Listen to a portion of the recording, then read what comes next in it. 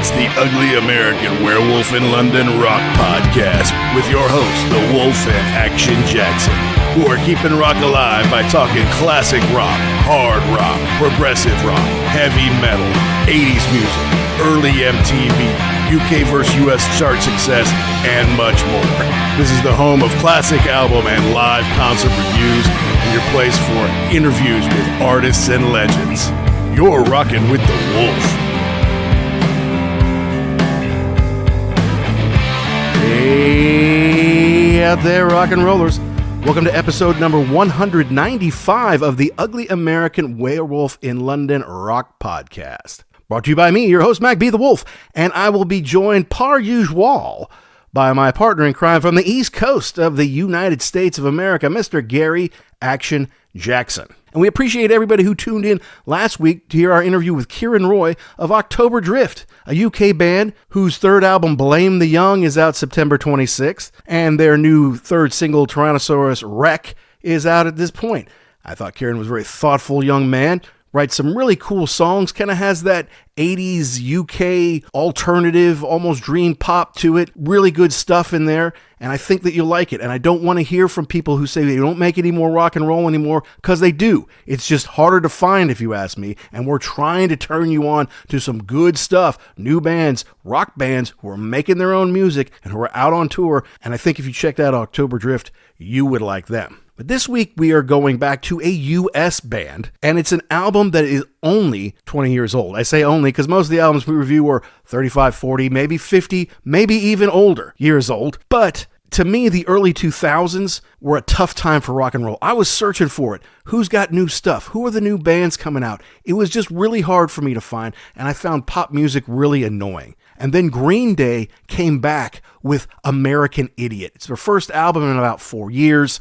They had to scrap an album because the tapes were stolen and start again with this one. And it included really big hits like Boulevard of Broken Dreams and When September Ends. And to me, the big one is Holiday, just a whip banger of a rock song that really kind of restored my faith in rock and roll. But it's also a concept album, if you will. It's a story of a young kid from suburbia who wants to grow up and do big things, move to the big city, then finds out it's pretty nasty and tough in the big city, and you got to rebel against everything. They actually turned it into a Broadway musical that did very well. And I think the Billy Joe Armstrong's lyrics and writing here are extraordinary, top notch. Punk is kind of known as a genre where they can't really play. It's just loud and aggressive in your face, and what they have to say is more important than what they're playing. But I think that these guys can A, really play really well, and B, the writing is spectacular. It's so intelligent, it's so well put together, and sometimes it's in dichotomy to what they're playing on their instruments. Sometimes the rock grabs you, and then as you listen, subliminally, these messages get in about what's not right in the world. And some people saw it as political, and some of it is a reaction to the conservative government at the time. But the bottom line is, humanity needs people like Green Day to make albums like American Idiot and kind of put the mirror up to society like, this is what you're doing. Is this what you really want to be all about? And to me, at the time, it was a really big deal because I was a scumbag investment banker, and I was trying to find my own version of the American dream, but was disillusioned with a lot of the stuff around me. And this album really spoke to me in a lot of ways. So when Jackson told me it was 220, I said, let's do this one. But before we get to American Idiot, we do have a little bit of business to take care of. We always like to mention we're proud members of the Pantheon Podcast Network, a family of over 120 shows. You can learn more at pantheonpodcast.com or follow on socials at Pantheon Pods. And got to give a big shout out to our sponsor, rarevinyl.com, who has over 250,000 items in stock. And they pick up collections from all around the world. They've got box set, they've got rare singles, they've got picture disc, they've got pristine first editions. I saw in the recent weeks that somebody bought an original first edition Sgt. Pepper in great condition with all of the inserts. It was hundreds of quid, but because they used our code UGLY at checkout, they saved 10% off that. And you can do that too. And not just on one item. It's a one-time code, but it's not just for one item. You can use it on everything you buy in one purchase. So don't just buy one rarity. Go find everything you want from a certain band, from a certain era, from a certain label at rarevinyl.com. Use the code UGLY and save yourself a big fat 10% and not a small 10%. Your record collection will thank you. And yes, they they have some cool Green Day stuff. Now back to American Idiot. It's one that you need to listen to a couple of times, folks. You may get caught by the riffs at the beginning and say, oh yeah, that's pretty good. But you really need to listen to the whole thing, hear the whole story that Billy Joe Armstrong and Mike Dirnt and Tre Cool are trying to tell you here, because it was important when it came out in 2004, and I think it's still important to this day. So here we go. We're talking American Idiot by Green Day as it turns 20 here on The Wolf.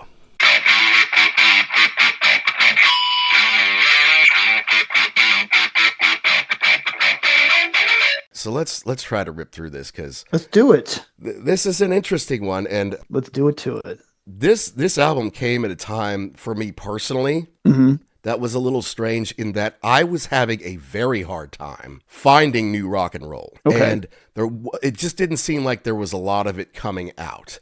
And Coldplay, I guess, was the big rock band at the time, and they're fine to take your girlfriend or wife on a date to. But I don't feel like that's something I'm going to sit around and like, oh man, these guys rock, this is cool, oh, how are they doing that kind of thing. And I was taking chances on bands that I didn't really know, just for the opportunity to buy some new music, and then I would get them and be like, oh, well, they're not that good. Shit, why did I buy this for? I don't even want this in my collection, kind of thing.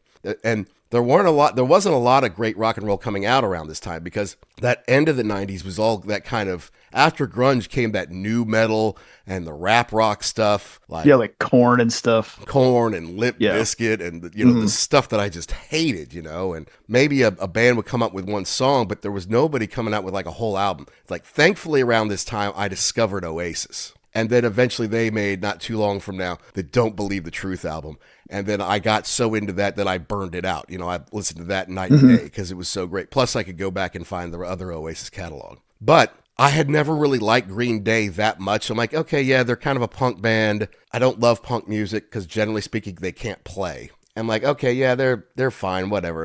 I'm not a huge fan, but at least they don't suck. And then this American Idiot came out. I'm like, ooh, they've actually got something going on this one. Okay. Personally, that's the way I found it. Yeah, I'm going to tell you, I really never listened to this record. I at this point in time, I think I was listening. I was trying to do the same thing, but I was, believe it or not, like moving into the country area. What? I know. It does seem strange, but like country, I really got into Dwight Yoakam. Just kind of like the singer-songwriter, heartache and pain. I've had the blues for so long kind of stuff. I kind of I was aware of this record.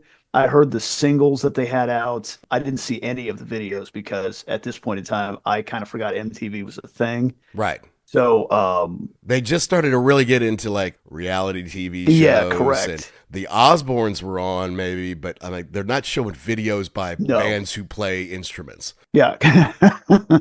If you're a rapper, you're in good shape. But if you actually write your songs and play instruments, you're screwed. Correct. And I think that I would never really, like you, I was never really into Green Day. They were okay. They came out in like 94, I think was their first record. Was Dookie. Well, that was, see, that is doing research. That was the one that blew up huge. They technically had 2 records before that. Oh, okay. And okay, well, that's the one. That's the one that introduced us. Yeah, exactly. Correct. Yeah.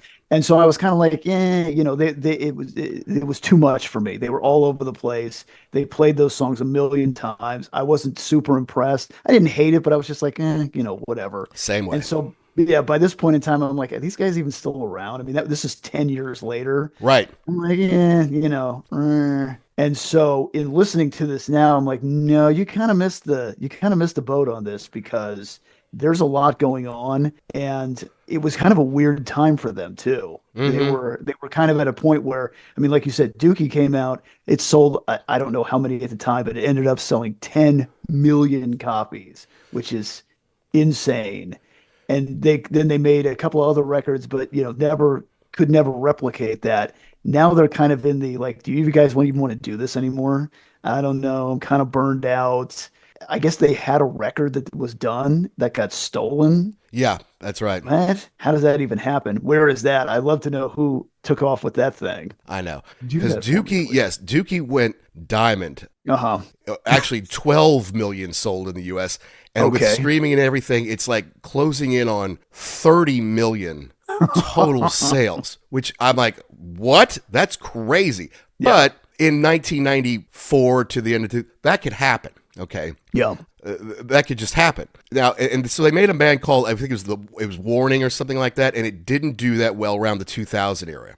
Okay, Warning. So they're like, maybe it's over. Then they go in and start recording an album they're going to call Cigarettes and Valentines. But the master tapes got stolen, and so they decided, okay, instead of like trying to recreate that, let's just start from scratch. Let's just do something completely new. Mm-hmm. And of course, at the time, because of the invasion of Iraq, there's 9/11, obviously, September 11th, 2001. Then they're like, Iraq, it was Iraq. Let's go get Iraq. And people are like, it wasn't Iraq. It was something else. Yeah. No, Iraq. Go get Iraq. Go get Saddam. He's got all that oil.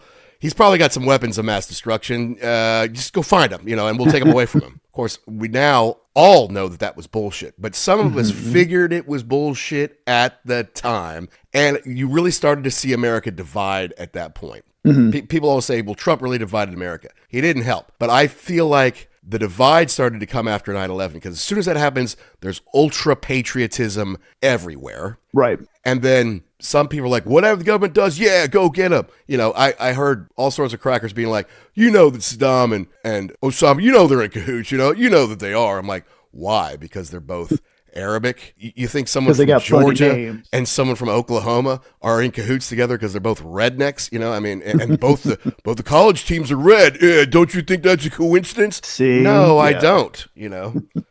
And you don't know anything about what you're talking about. You can't even find Iraq on a map, you moron.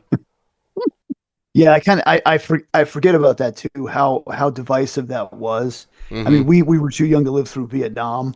Right. But I mean, it kind of had shades of that with people who were all in, like you said, Iraq's the one that did it. And then there were people that were like, I don't really think so. And then the whole, we got into America first and all this kind of stuff. So yeah, I forget about that time, but this kind of came out at the right time. And unfortunately, there are still themes in here. When I listen to this, I'm like, ooh, we're still doing this, aren't we? Yeah, I know. And when you told me that this was coming up on its 20th, I'm like, nothing that's 20 years old is worthy of our review, right? I mean, nothing came out around that time that's any good. But when you said this was, I'm like, oh, you know what? Not only did I have this, but this is worth reviewing because it was at an interesting time in rock and roll. It was an interesting time in America. And this is very much flipping the middle finger at the people in power, the corporations in power, because it's like, isn't it funny that Dick Cheney was CEO of Halliburton, and then suddenly we go to war and we need a lot of stuff from Halliburton. Like, it went up 500%, the stock, while he was vice president, or, quote unquote vice president. He was really the president. As Hunter S. Thompson would say, George W. was the goofy child president.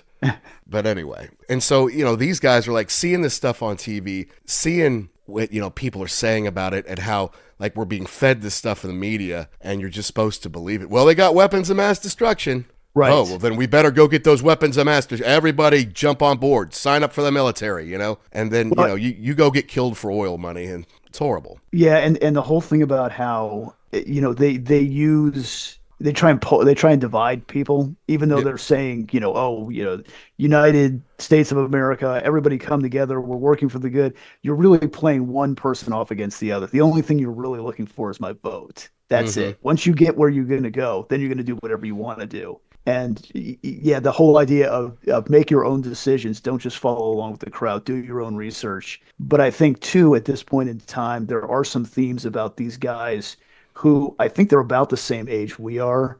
So what is that in 2004? They're in their like mid 20s. No, they're about to be they're 30, something like okay. That. Yeah. So now you're becoming, you're realizing that you're becoming an adult now. You're kind of leaving behind the childhood. And I know there's some stuff in here about Billy Joe's father dying. And, you're moving, no matter if you want to or not, you're moving on to another phase in your life. You got to let childhood go and realize that, now I'm going to be the one in charge of this place, or my generation. And that's a lot to think about. Well, yeah, it is. It's definitely a coming of age record. And you mentioned his father dying. I think it took him a long time to finally be able to write about that. And like, it didn't happen in 2003. It happened a while back, but it had taken him a long time to finally be able to come to grips with being able to write about that. And there is a song on here about that. Yeah. But let's get away from the political stuff for a minute. I never realized how popular and how many records these guys sold until I did research for this. Like you say, Dookie is a diamond record. It's right. Diamond. 12 million in the US alone, 20 million around the world. And if you put in the digital sales plus the streaming, you're looking at like 30 million. Well, that's unbelievable, And then Insomniac, its follow-up, which was just, I think, a year later, sold about 6 million. That's nothing to sneeze at. Nimrod, which had like Good Riddance Time of Your Life on it, which is a big single for them. Mm-hmm. That's 2.5 million in the US and 5 million overall. But see, once you get past 2000, we're in the time of Napster. And you're seeing people just all of a sudden the sales go, boo, they are plummeting, right? So I'm like, well, look, I like this American Idiot album and I buy albums. So I know I bought it, but I don't know how well it really sold. 6 times platinum in the US, 15 million around the world. Plus it had a couple singles that sold in the millions, So I'm like, God, this is still going on at this time. I was shocked. And then, they're talking about it's up to maybe 25 million or so overall. So this is kind of like the last great, big, huge rock record kind of ever. As far as sales, yeah. Because, I mean, it's just, I know Napster is now gone and, all the rest of those illegal sites. But I mean, still, people don't really buy records anymore. It's all just digital. On your phone, yeah. Yeah, correct. And I know you still get paid. I don't know how, but not really. So, and the thing is, like, you say, oh, I got 1 billion downloads or whatever. So what does that translate to in money? Nothing close to what you would get if you were actually selling records still today. So I think you're right. It probably was the last big one for this type of music. I mean, I think if they buy it and download it, then yeah, you get paid like you would any other time. But if you stream it, then you barely get paid. I mean, it's like they were talking about how something like Baby I Love Your Way by Peter Frampton had been streamed 1 billion times. And that was worth like $4,500 to him or something like that. Oh my God. And I'm like, something needs to be fixed on that side. I mean, something. I don't know how to do it, but that's just not right. Because especially if you're choosing, it'd be one thing is like, play me a 70s mix and it comes on. But if people are like, going to it specifically, right. I don't know. I don't understand the business of it, folks. That's why I have a podcast to complain about it.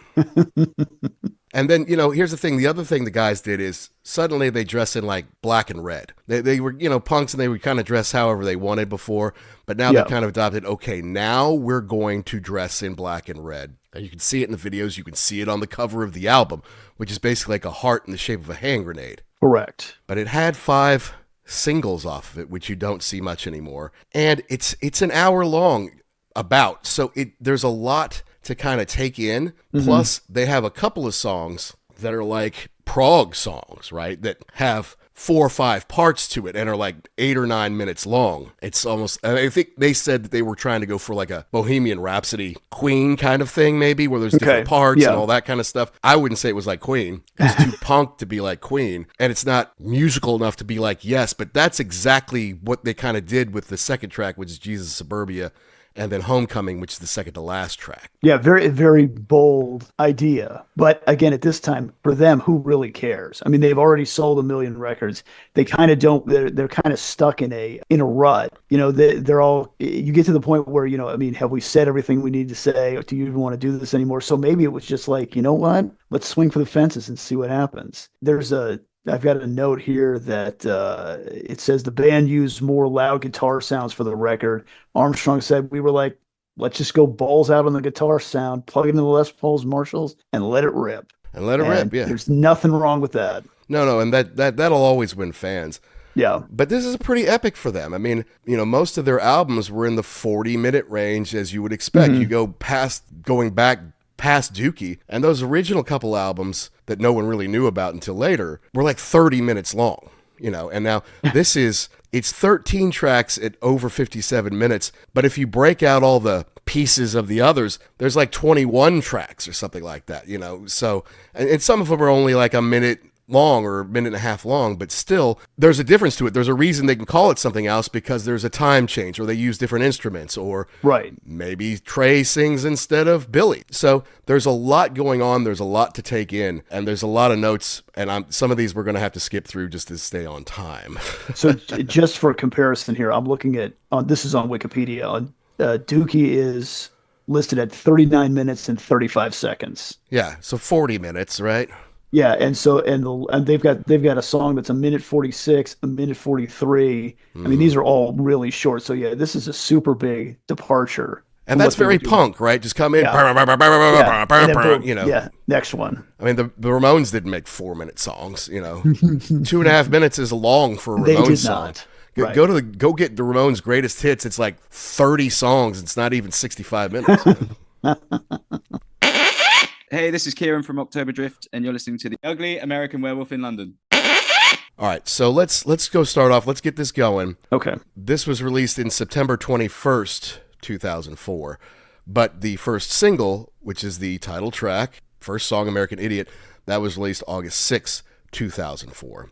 It's very aggressive.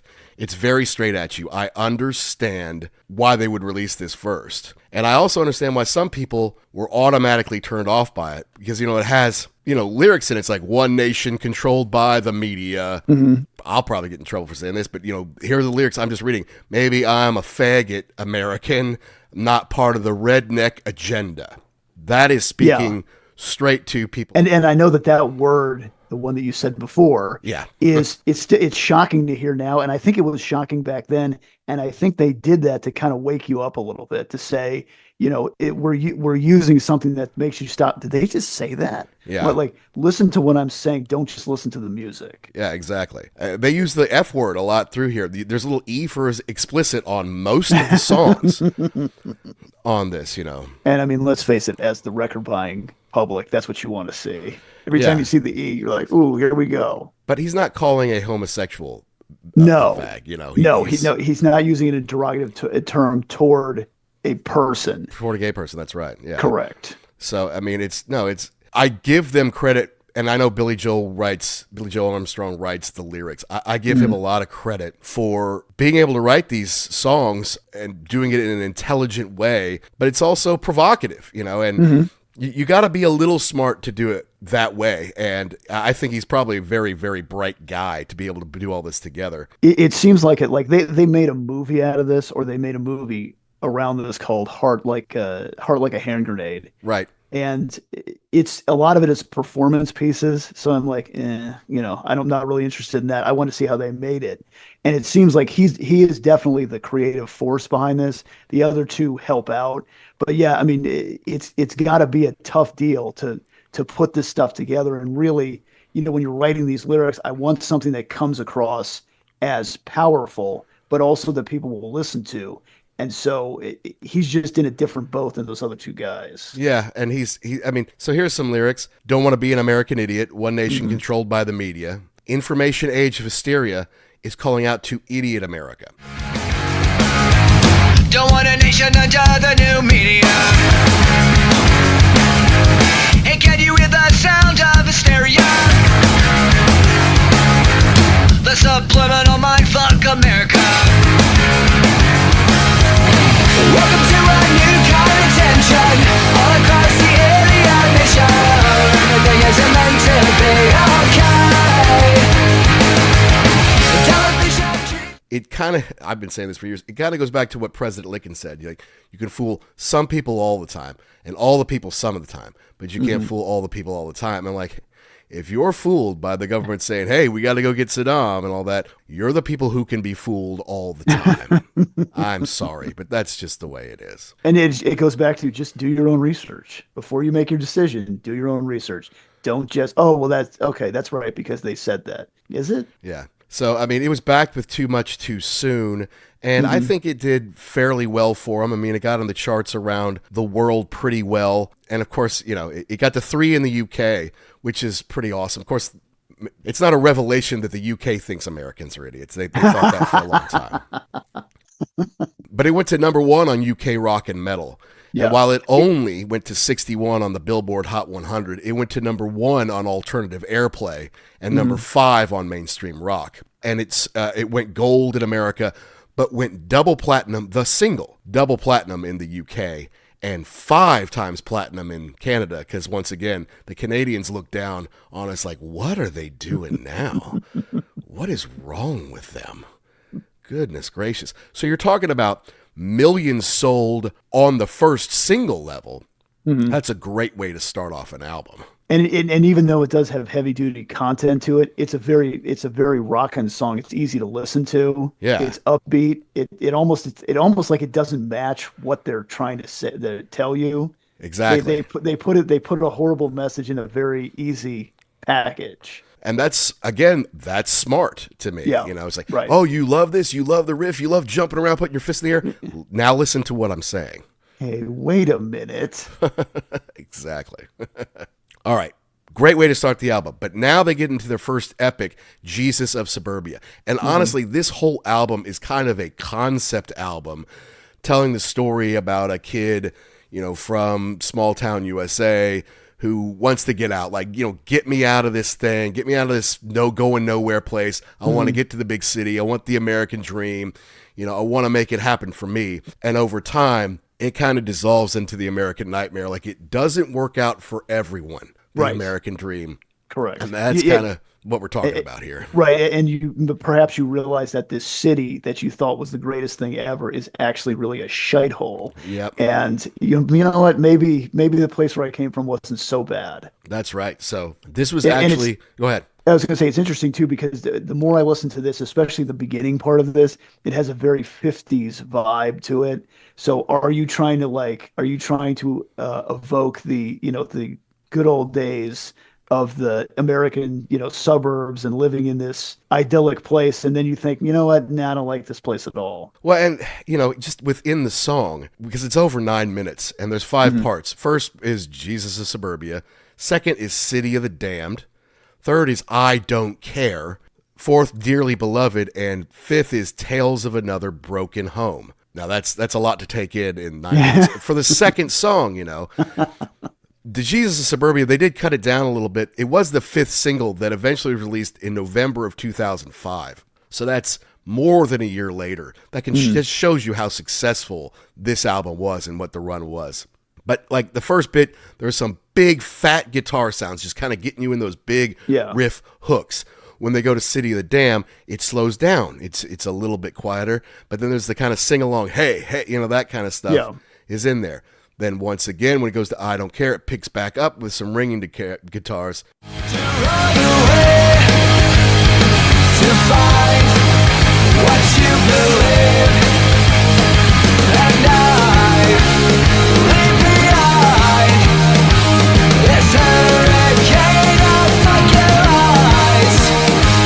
I lost my victories, this town that don't exist. I don't care if you don't care kind of thing. It's more of a shout along, something you could be part of. But then for Dearly Beloved now, you're slowing back down. And they have a little bit of a rockabilly thing in there too, so they're kind of doing some different genres. It's kind of sweet and funny almost. Therapy, Can You Please Fill a Void? And then Tales from Another Broken Home, basically he's kind of going over like, this American dream is fake. And I'm not falling for it anymore. And I'm leaving the small town for the big time because I need to do something more. And that's something that I think a lot of people can just relate to anyway. So much going on this album, and on this one song, it's just a lot to take in. Yeah, and it's interesting too how they kind of move through a couple of different themes. When I saw that this was 9 minutes long, I said that can't be right. It can write a 9-minute song. And it flows pretty well. I've got a note here that the Tre Cool, the drummer, at the beginning of the track, he's channeling his heroes like Charlie Watts and Ginger Baker. Yeah. And then as it moves along, he kind of goes into his own theme, his own style of playing. So again, it's like, are we moving from being a child to now being an adult on your own. It's just, this is way more complicated than I ever gave it credit for. No, it's actually really good. And if you just listen to it once, you're not going to get it. Correct. You got to listen to it a couple of times. Yeah. But what was it? There's some lyrics on here that I just liked and thought that maybe we could share.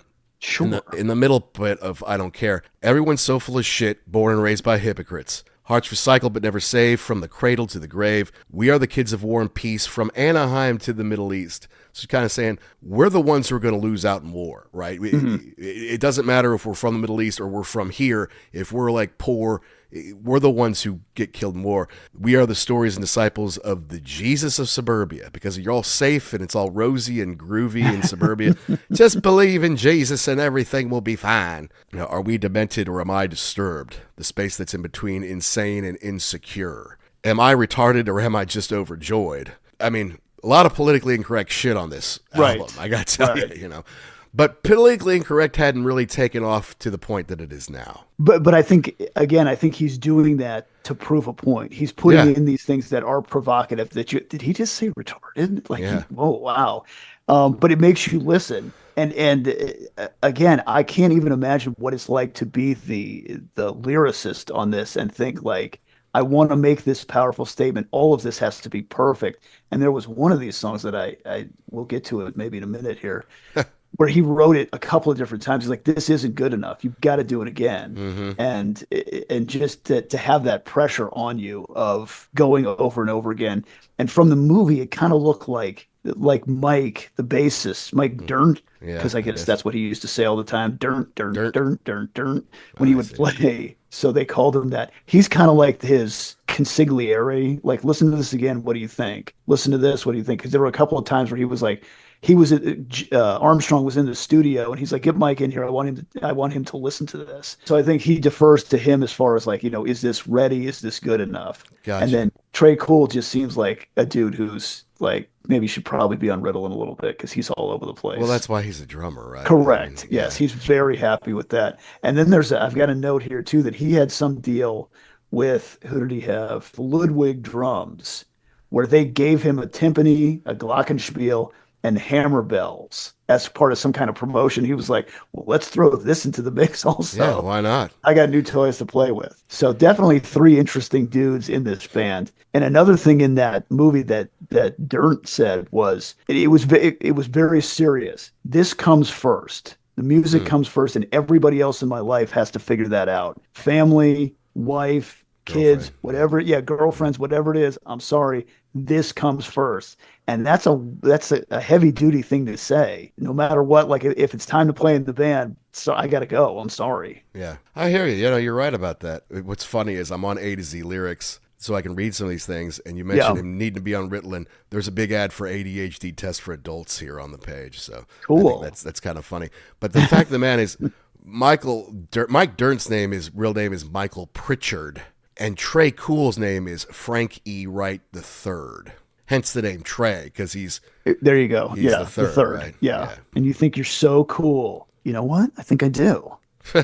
Better than Trip. I don't know how many other guys I know named Trip because their parents couldn't figure out a new name. I've met a lot of them down here now. Yes, I bet you have.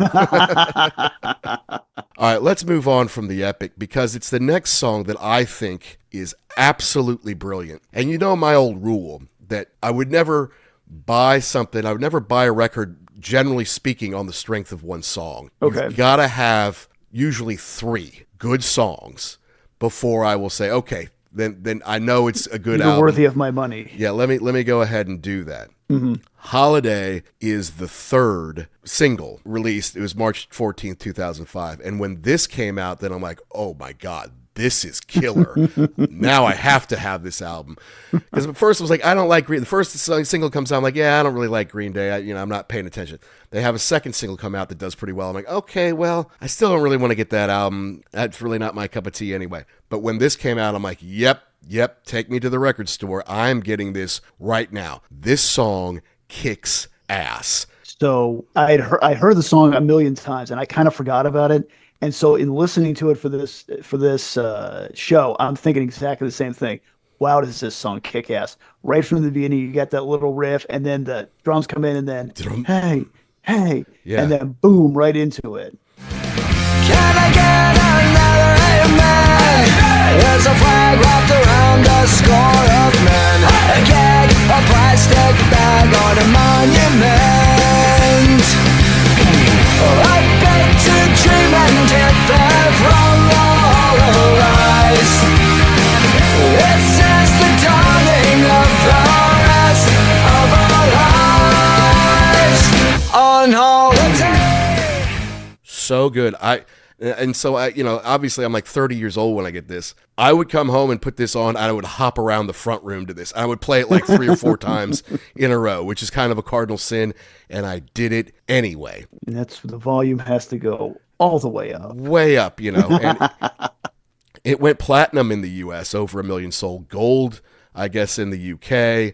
It's triple platinum in Canada. It sold several million copies on its own, and 11 in the UK, but once again, number 1 on rock and metal charts. 19 Billboard, but I don't know if you have all these. 5 on adult pop airplay. I don't know what that is. All right. Number 1 on US alternative airplay. Number 1 on mainstream rock. Those are big, obviously. Okay, yeah. 13 on pop airplay, which is not to be confused with adult pop airplay.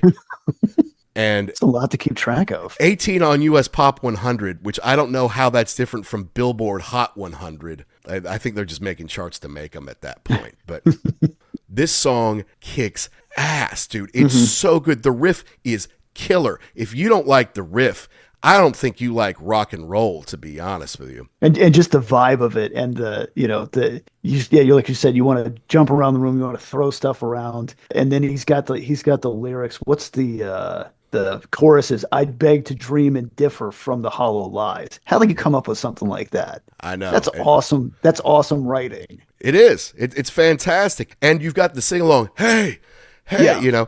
Hear the drum pounding out time. Another protesters cross the line to find the money's on the other side. Can I get another amen? Amen. Yeah.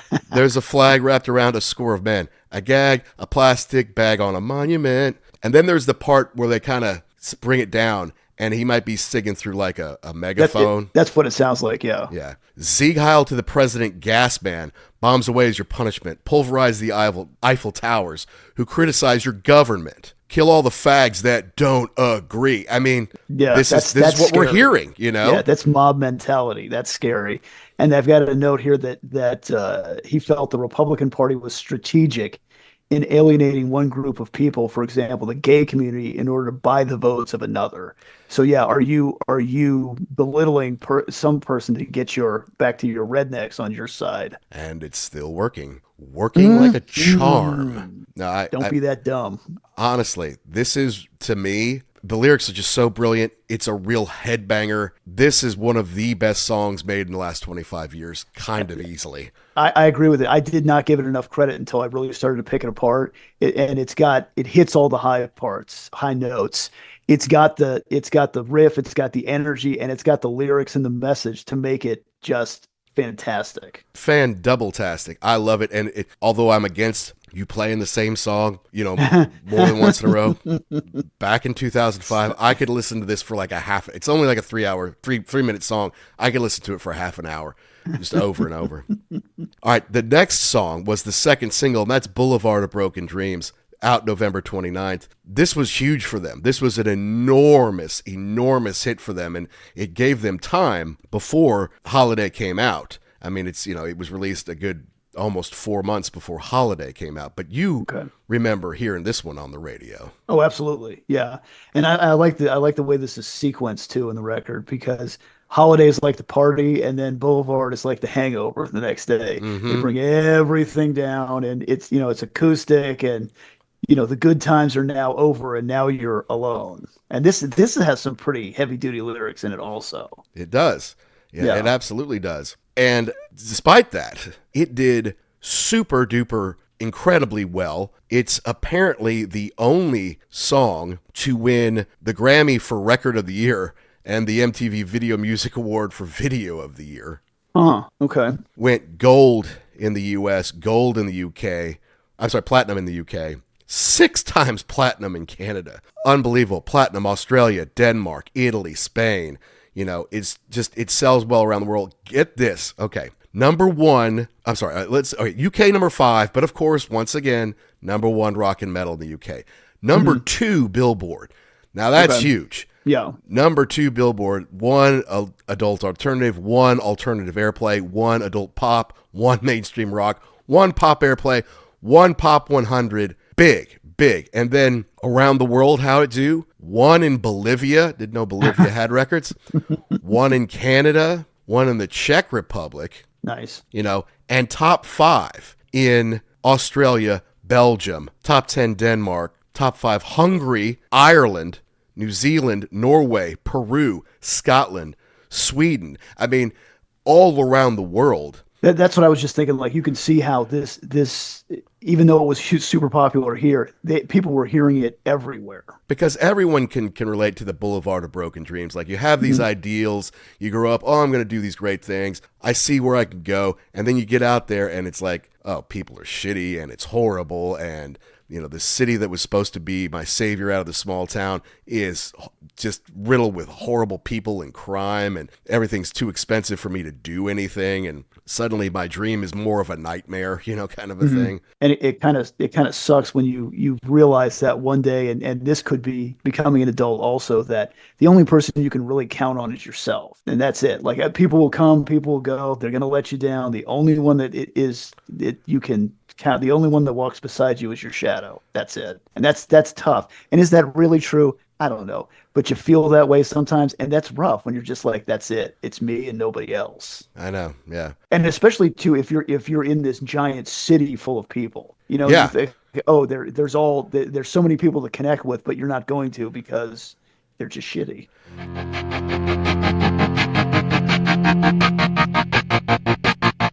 I walk a lonely road, the only one that I have ever known. Don't know where it goes, but it's home to me and I walk alone.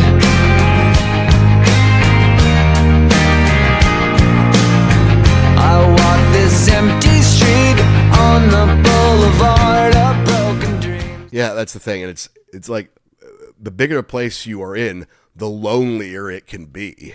Yeah. You know, you figure, well, I'm in this small town, you know, but I'm going to get out and meet all sorts of people. It's tough. It's not easy. And people would rather step on your face than talk to you for the most part. And I certainly would. So, and our buddy Noel Gallagher of Oasis came out and criticized Green Day because I guess the chords are the same as Wonderwall. It's like, they should have the decency to wait until I am dead before stealing my songs. I at least pay the people I steal for the courtesy of stealing their songs, kind of thing. Okay, take it easy. Yeah, well, Why don't you? Noel is a shit stirrer. All right, and then we get into this middle of the album where there's some good riffs and stuff. Not everything is amazing from here until Wake Me Up Till September Ends, in my opinion. Some of them are really good. Some of them are, I won't say they're fillers, but they're just not phenomenal, considering what we've already seen at the beginning of the album here. Okay, I'll go along with that. I mean, they're not the worst, but yeah, they're not as powerful as what we've had before. They kind of get back to more punk on a couple of these. Like St. Jimmy is that's just a punk tune, and then That's exactly what I have. Yeah, just fast, straight ahead punk song. Yeah, and then you get into like Give Me Novocaine's it's a kind of a strange track. You know, you got the stuff at the beginning, but it's like, are you hiding away from real life? You know, you just want just take me away from all of this. Just get me high and correct. Yeah. Well, all right. So right after Boulevard of Broken Dreams comes Are We the Waiting, which has a big sing along for the chorus and big fat drums, but is not. I don't think it's an amazing song. St. Jimmy is just a kick-ass punk song, and it's basically telling a story like, okay, so now he's a criminal because what else could a kid from a small town with no education and no skills and no money do when he comes to the big town kind of thing. It's very punk guitar, I feel like. So, but I don't love it because of that punk guitar. I know that doesn't necessarily make sense because I just think the riffs are very reminiscent of other punk bands to me. And again, other punk bands can't really play as well as these guys can. Okay. But that's just the way I think. And then on Give Me Novocaine, because it's acoustic through the first verse, and then they get to the big fat riffs, and then he has a guitar solo. Well, it's not a very good guitar solo because punks can't play, right? I mean, yeah, I'm not here for but that is solo. punk. That is punk, right? To not be able to play that well. So right. It's more like a 3 chords and, power and punch and what you're saying than what you're playing. Correct. Yeah. And it's almost punk was just a big F you to people that could play. Yeah. I don't need to have these big epics. I can just have people jump around and scream and, everybody can be like me. Which is part of the dichotomy of this album, because you do have these 2 enormous 9-minute epics, which are very prog and yes-like, at least in the way you line them up, if not sonically. But anyway, now what changes is when he gets to She's a Rebel and Extraordinary Girl. It's like, okay, I'm a punk, fuck everything. I'm just going to go steal and be a, shithead, blah, blah, blah, be a menace to society. But now, all of a sudden a girl enters the picture. And that's always when things change, right?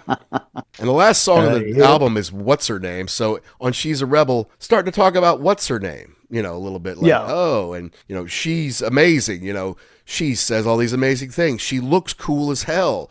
She's a partier. She's like, wow. All of a sudden, the world doesn't seem so empty because there's a girl, It's the way I took it, kind of thing. And you're talking about She's a Rebel. Well, I'm talking about She's a Rebel and Extraordinary Girl kind of put together. So, and yeah, I believe that's what they're saying. And on She's a Rebel, he's got a line in here, going back to the cover of the album, she's holding onto my heart like a hand grenade. Yep. Let's be real careful with that, because you're a tough guy. I don't care about anything. Everybody go screw themselves. But if she's got your heart like that, you can get messed up real quick. Well, that's true. But if she decides to throw it away, that's gonna make your life suck really badly, no matter how tough you think you are. She's a rebel, she's a saint, she's the salt of the earth and she's dangerous. She's a rebel, vigilante, missing link on the brink of destruction. From Chicago to Toronto, she's the one that they call, what's her name? She's a symbol of resistance, and she's holding on my heart like a hand grenade. Is she dreaming what I'm thinking? Is she the mother of all bombs? Gonna detonate? Is she in trouble like I'm in trouble? It's a double twist of fate. She sings the revolution, the dawning of our lives. She brings the liberation that I just can't define. So now you're like, she's a rebel, vigilante, missing link on the brink of destruction. It's like, this is kind of what I've been waiting for, kind of thing. And then you get into Extraordinary Girl, which I think is a better song. Yeah, it's definitely got some other vibes to it. Like the beginning, the drums have kind of a Middle Eastern feel to it. Doesn't sound like anything else on the record. It's kind of a cool departure.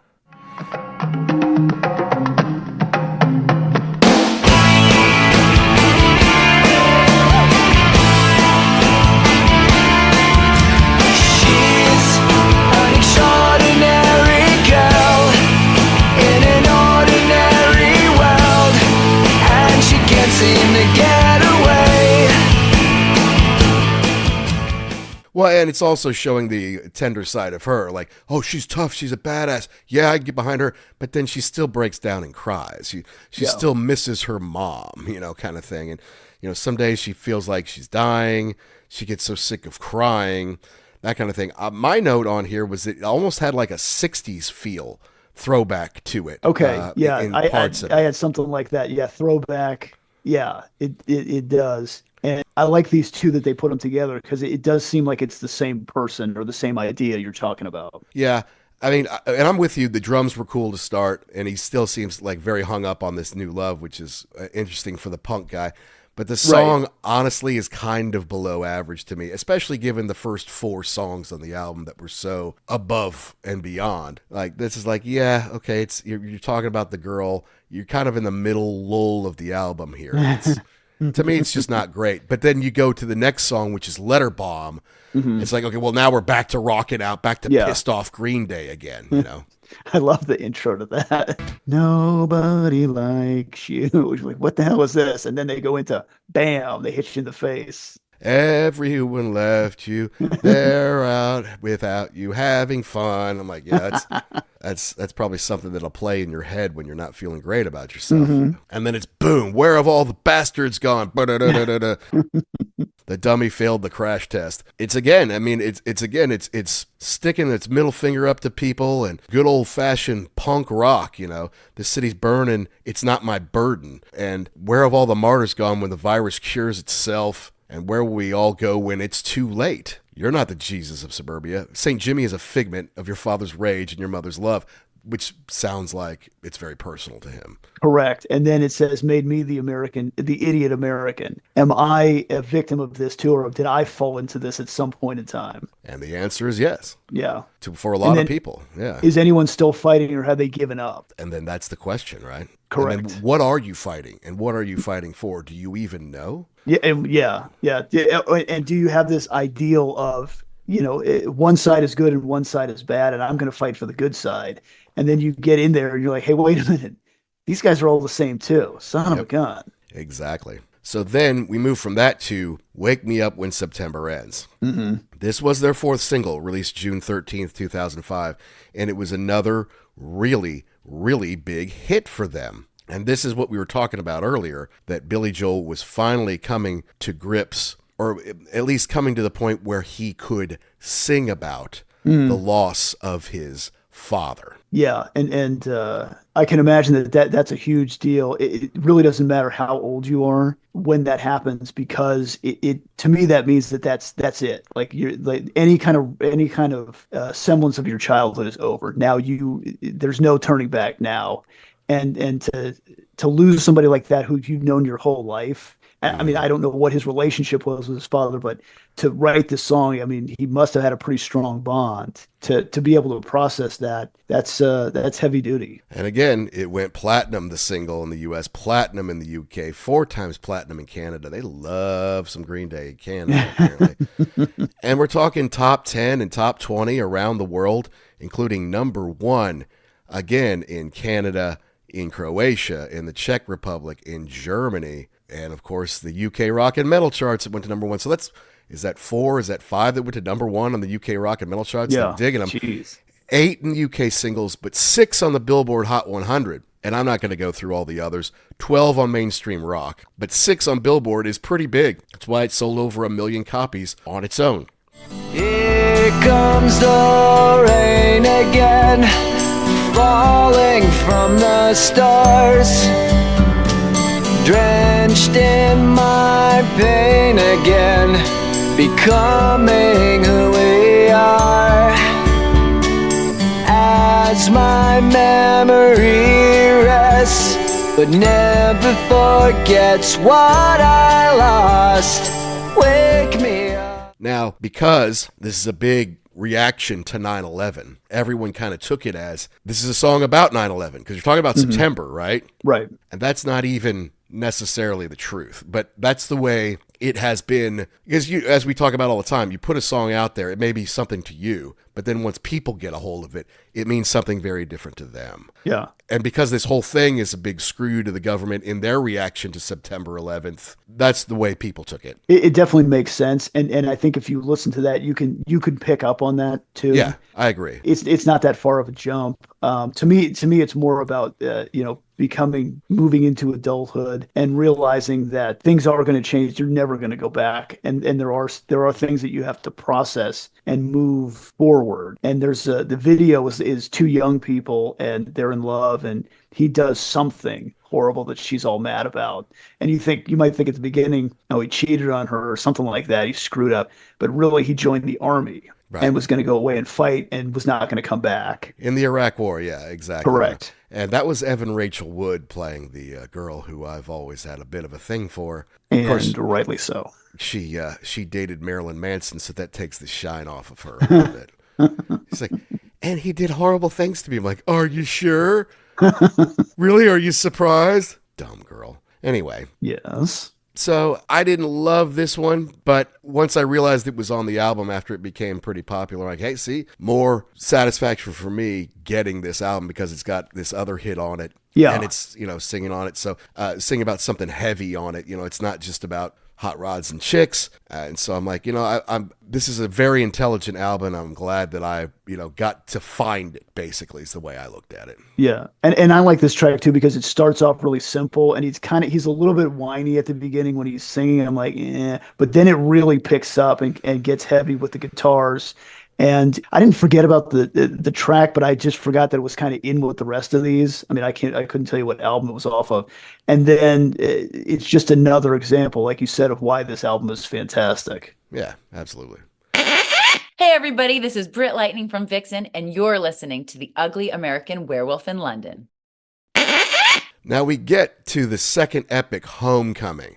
And this is kind of like, okay, this is where it all kind of wraps together. Like the death of St. Jimmy. I'm not that punk running around in the streets of the big city. I know that is over for me now. Right. If I keep doing this, I'm going to end up in jail or dead.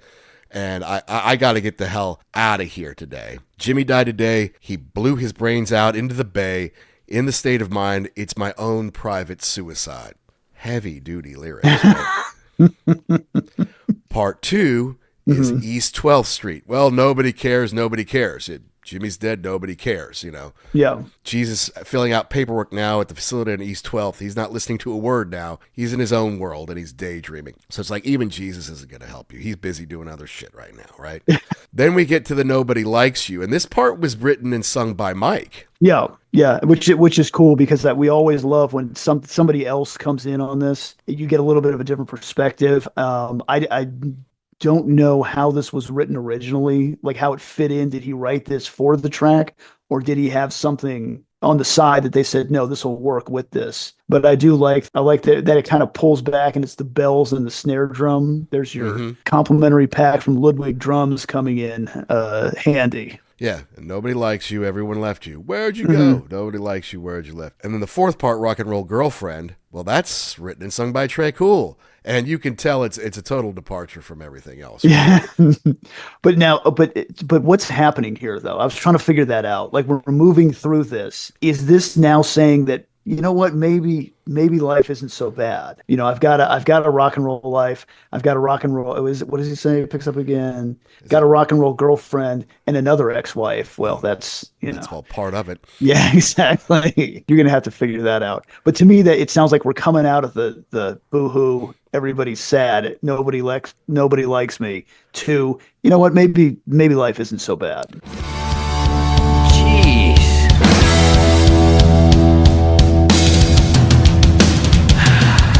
I got a rock and roll band. I got a rock and roll life. I got a rock and roll girlfriend and another ex-wife. I got a rock and roll house. I got a rock and roll car. I play the shit out the drums and I can play the guitar. Yeah, and maybe you don't have to fit in with that idyllic American lifestyle. Wife stays at home, in her pearls vacuuming, I go to work, 2.3 kids with a picket fence kind of thing. But hey, Free martini lunch. Yeah, I got a rock and roll house, I got a rock and roll car, I play the shit out of the drums, and I can play a guitar.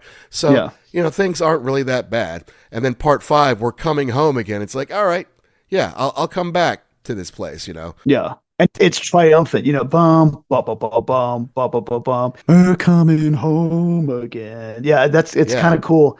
I'm a little confused at this part though, because you've got the timpanis, you've got everything is just we're done. This is it. We're Big done ending. with the record. Yep. Boom.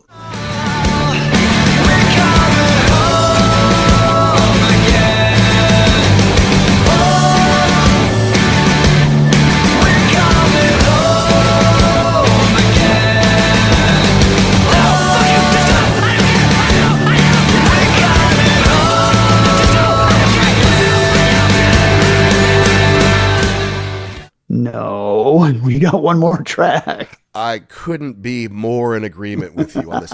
Why in the world, after we're coming home again with that big triumphant thing, big march, that's the way you end We're it. done. Thank you. Good night. I guess this is the epilogue that, you know, Alright. after all that's done and you're back and you kind of got a normal life now, it's like you still wonder about that girl who was everything to you back in Who? the day when you were younger. What's her name? Correct. Yeah. Good old what's her name. Now, I don't like that they put this on here. However, what I do like is it's got a really cool like Cars feel to it.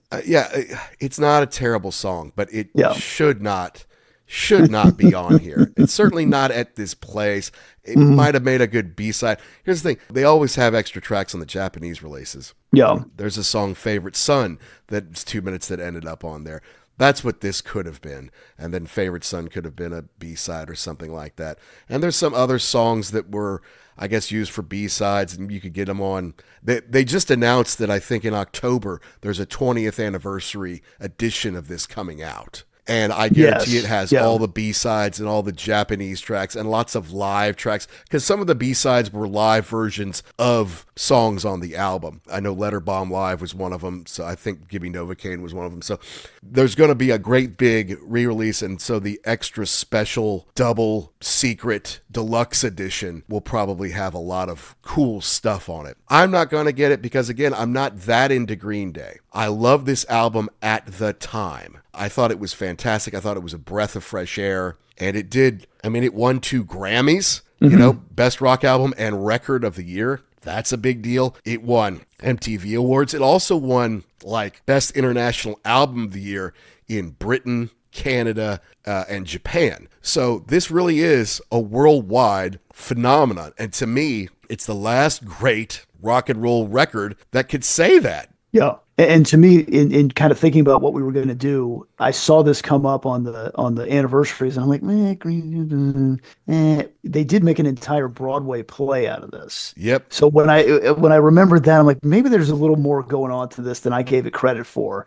And yeah, for these guys who were a punk band, 2.5 minute, 3 minute songs, to come up with this, it's definitely an epic. Like you said, probably the last big one that we're ever going to see. I think that they deserve a lot more credit than they get. I know they've sold 1 million records, but just as in creating this thing that still holds up today and is unfortunately still relevant today. Well, they haven't sold 1 million records, dude. They've sold 75 million records. Or 1 billion. How about that? Yeah, exactly. I mean, A the singles cajillion. alone sold like 5 or 6 million or something crazy, maybe more than that. But it went to number 1 on the Billboard chart. It went to number 1 in the UK. It also just happened to go to number 1 in Switzerland, in Sweden, in Scotland, in This was Norway, a in worldwide Ireland, phenomenon. in Europe in general, in Canada, in Austria and Australia, and was top 10 in Argentina, Belgium, Denmark, the Netherlands, Finland, France, Germany, Greece, Italy, Japan, Mexico, New Zealand, Taiwan. First time I've seen that. Unbelievable. You're talking at least 16 million physical units sold, probably close to 20 million. And yeah, I mean, like it is for a lot of bands, you'll have 1 or 2 huge ones and the rest kind of fall in one way or the other. This didn't sell as well as Dookie, but Dookie had a 10-year head start on it. Right. But this, to me, is their epic. Like you said, they made a Broadway show out of it. They've made documentaries out of this. They're having a big 20th anniversary. My guess is Dookie will be more what they're remembered by, but this is the best they ever did. Yeah, I think you're right, and that's wrong. This should be the one that people gravitate toward more. This, if you say Green Day, you should think of this. It's over the top. But that's the problem too. I mean, it pisses some people off. It's like, what are you saying? You're saying, you know.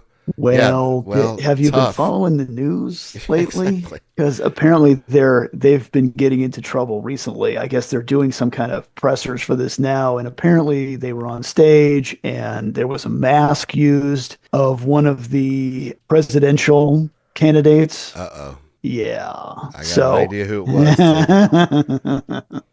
So they're still using this to cause controversy. Well, and it's like the people who don't get what the music's about are the ones who get upset about that. I remember when I went to see Roger Waters on his solo tour, and Roger Waters has always been very political and very, very right, left. I mean, as pretty far left as you can go. And, there's some good old boys who are like, man, just sing the songs, man. Leave the politics out of it. I'm like, do you not get it that that's what this has always been about for him? The two are intertwined. You can't separate them. So when he comes out singing Pig Man, flipping his fingers up to Donald Trump, like, yeah, you can't do that. I'm like, he's been doing it for decades, dude. Right. That's where the songs come from. You're the one being an idiot, not him. We don't need no education. We don't need no thought control. You just want him to sing that don't worry about what he's actually saying. Right, exactly. And I'm not trying to defend Roger Waters because he's a lunatic. But in that instance, he's right.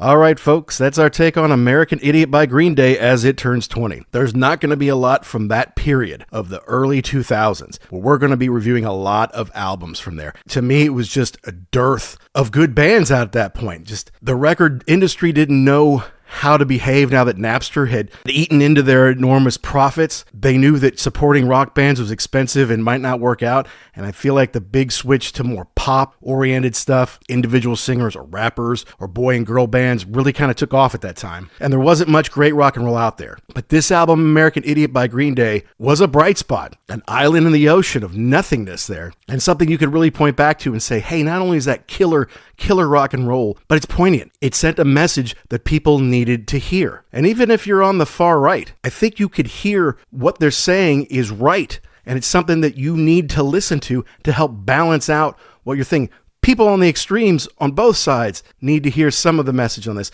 because at the end of the day, it's like, look, no matter who's in charge, poor people are still getting screwed over. People still get sent to war and killed. The American dream is not what it once was, and we need to do something to fix that. It's not anyone's fault, but it's everyone's fault if we do nothing. And for you big Green Day heads, that 20th anniversary should be a big deal for you.